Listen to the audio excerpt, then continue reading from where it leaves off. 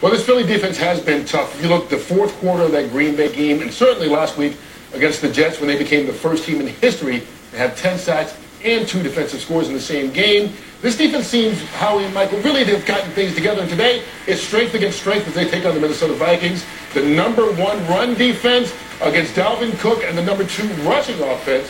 And if you go back to the NFC Championship game, in particular, Howie, back in 2018 when they met, you can see this Eagles defense really likes to put pressure on the offense. No question, and I think particularly their strength, as you mentioned, is playing the run on defense up front. Here they've got 8 in the box, and that's very tough to run against. You get a crease, and certainly Dalvin Cook, if he gets a crease versus an 8-man front, they can make some big gains. But that was the game that really prompted them to bring in Kirk Cousins, take advantage of the matchup they have on the outside, and I think that's what's going to happen today. I don't know that they're going to be able to run the ball consistently today. I think they're going to be able to exploit maybe the weakness because they're down to their 4th corner in Philadelphia. Well, and even in that 8-man box, so that was too many yards with an 8-man front. And whenever you get 8-man front of the defensive lineman, I loved it because it creates a lot of one-on-one matchup, and it creates confusion along the offensive line. When you have linebackers walking in, stepping up, they don't know who's coming. Creates a lot of confusion, gives you more opportunity to make more plays. So, Jimmy, how does Minnesota try to counteract this? Well, first of all, last week was against the Jets. That was like going against air. Now, wow. What Minnesota's going to do, they're going to split them out. And, so really Jim Schwartz, the defensive coordinator, is not going to be able to bunch up against the run. He's got to protect those corners. So when they spread them out, hand it to Dalvin Cook. Dalvin Cook gets a crease. He could go all the way. He's really a great running back. If you listen to this Eagles defense, what they want to do is what you mentioned, get Kirk Cousins to play. As a matter of fact, Zach Brown, who's a linebacker with the Eagles and used to play with Kirk Cousins in Washington, said this week that the weakest part of the offense there is him. You just want them to pass the ball. You want Kirk Cousins to get it in his hands. That's trying to get Kirk Cousins' head. Easy to do. But we said last week on our show, the Vikings felt like that if they got Kirk Cousins, they were one player away from the Super Bowl.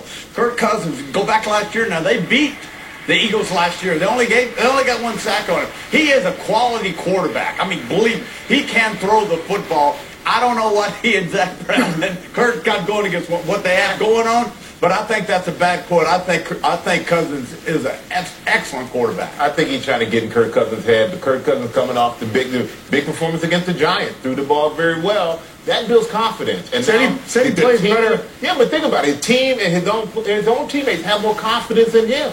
He's gonna have more confidence in himself. I think the guy can. He's a good player. Who they play last week? The Giants. But he's a good player. But I'm not sure, Mike, if that solved the problem. I'm not sure that the head coach, I'm not sure that the coordinator has the confidence in him to turn him loose. But the team wait, you've got more on this Eagles and Vikings contest later in the show. You can save it for then. Plus, we'll preview the NFC West showdown between the undefeated 49ers and the LA Rams. We'll also hear our Fox NFL Sunday Screen Pass is freshly served by McDonald's. So why don't you show on this note, the Vikings are just 1-8-1 over their last 10 games against teams with winning records. So as they take on the 3-2 Eagles, Michael, simply put, is Minnesota just not as good as we think they are? Well, Minnesota overrated, Kurt. I don't know about that. I think they have some negative numbers for sure. If they can win this game today, that will erase a lot of doubt. But this game today is a great measuring stick of how far they really go. Caress, is that your new word today? The Eagles, Deshaun Jackson and Darren Sproles are both out with injuries. Jimmy, what do you expect to see from Philly's offense against the Vikings? Well, you look with Minnesota, they caress giving up 14 points a game. Philadelphia is scoring 28 points a game. These two players really weren't a factor anyway. I think the Philadelphia will be fine. Caress, Michael. What did I say? We will move on to that Caress. Vikings and Eagles, we talked about that earlier. Break down the game for us. It's interesting because we talked about it earlier. The NFC Championship game versus the Eagles a couple years ago was just for them bringing in Kirk Cousins. And Kirk Cousins was the missing piece. This team getting off the bus looks like a Super Bowl team. Yeah. Great defense, great wide receivers, tight end, offensive line's been improved. Dalvin Cook is healthy. All the pieces are in place. For the last couple of weeks leading up to last week in particular, Kirk Cousins has been under fire both in the building and outside the building. And some of it's with the wide receivers. Last week seemed to get it straightened out. That's versus the Giants. This is a team that's going to have to put the ball in if they want to go all the way. At the end of the day, you just can't run your way to the Super Bowl anymore. The defense is great. All the pieces are in place. Kirk Cousins they have to allow him and have the confidence in him to make plays. It's the Peter principle. High expectations in Minnesota. No one expected the Niners to be this good. When we continue, we'll get to know the 49er tight end, George Kittle. But right now, why don't we listen in to the Vikings' Everson Griffin getting ready for the Eagles. Getting ready, get right, get my movement ready. You know, big week for us. We need this one. Going up against a great opponent, and this will be a real good game. Game in Minneapolis. Coming up next, Vikings, Eagles on Fox.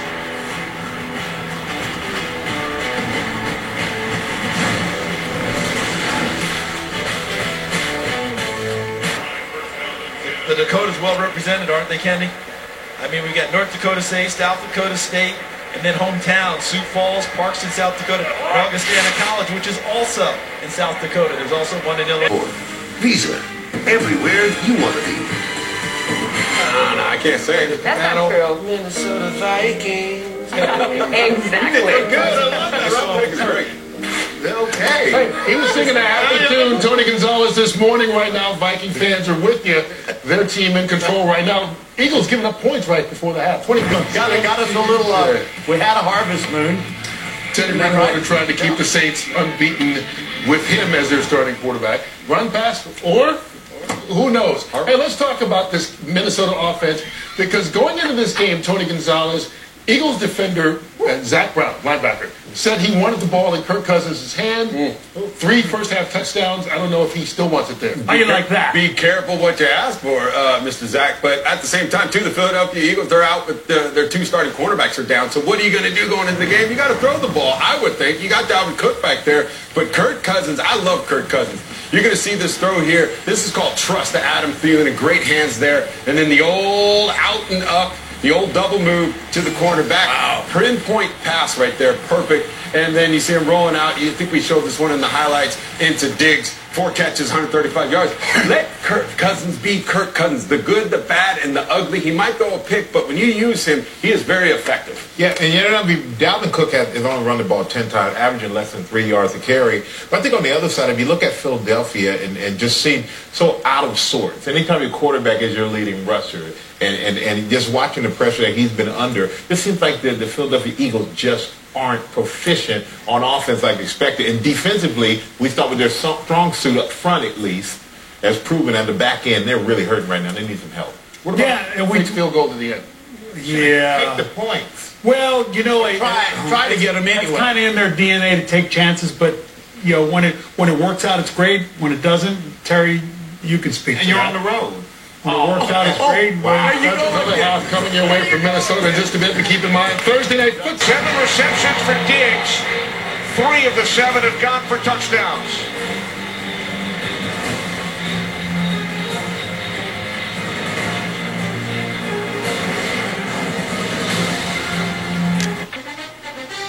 Welcome to the State Farm postgame show. As the man said, welcome to the State Farm postgame show. Lots of highlights to roll through what has been an interesting Week 6 so far here in the National Football League, starting in Minnesota, Terry. All right, Stephon Diggs, you're going to have a big day today, young man. He actually will. 170 yards in receiving. Watch roll left, set up, fire down the field. That's Kirk Cousins as he goes deep to Diggs. Touchdown, covering 51 yards, 21-3. Then they're having a little race on the sideline, somehow, and I like to do before we do this show. Cousins again. Diggs in the back of the end zone. Great concentration, both feet down. 3 touchdowns receiving on the day for him. 4 touchdown passes for Cousins, 38-20. Vikings beat the Eagles. Yeah, 167 yards to go along with those 3 touchdowns by Diggs, and a conversation with Pam Oliver after the win.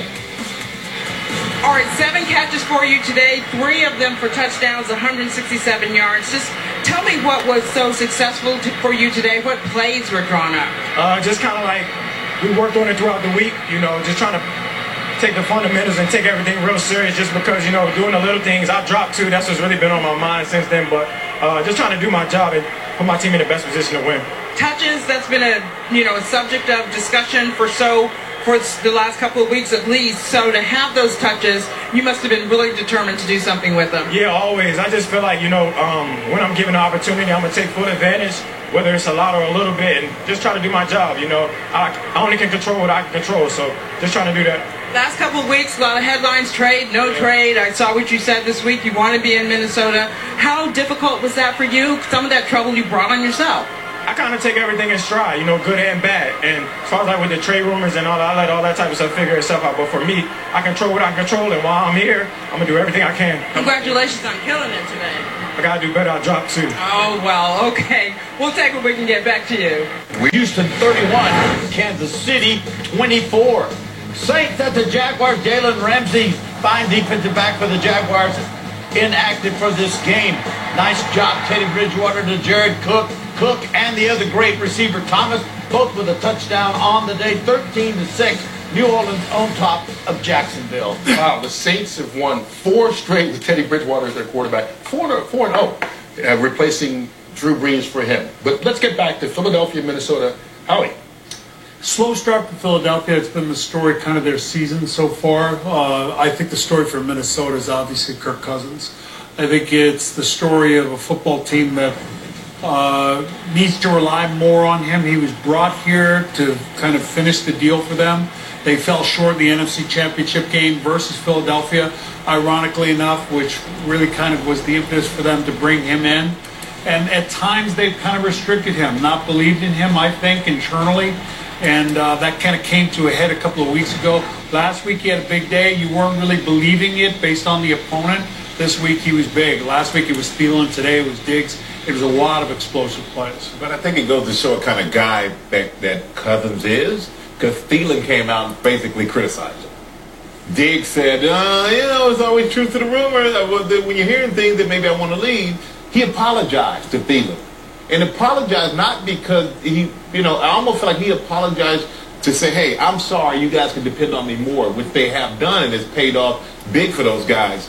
But, they're going against the Eagles team, you said, Howie, who was just struggling. And whenever you're on the road, you can have the mistake that they had out there for the Philadelphia Eagles. And this is a team we know has the talent to dominate. They just can't put it all together. And Minnesota answered the call because it was a big game for both of these teams to really, really establish themselves. So what's going on? Tony, you take a look at this Eagles team. Obviously, they've had injuries. They have.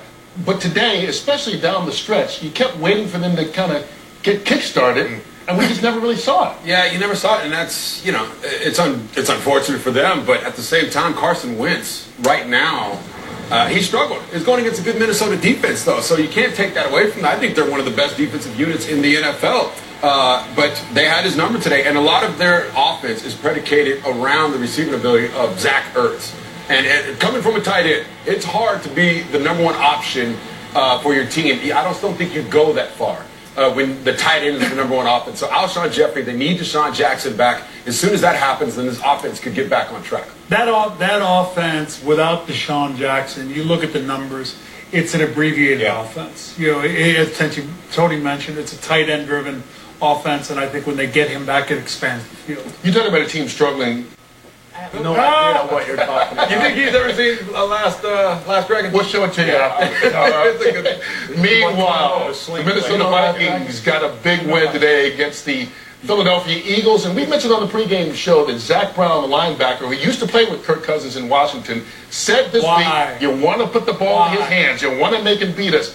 Well, he did just that, throwing 4 touchdown passes today. So Mike Zimmer was ready to deliver a zinger. I guess that loudmouth linebacker isn't talking too much. You guys got to promise me something, though. We got you. You got me? We need to clean up the mistakes we made today, and we need to go on the road and beat Detroit. All right? It's a big division game on the road. We'll see you Wednesday.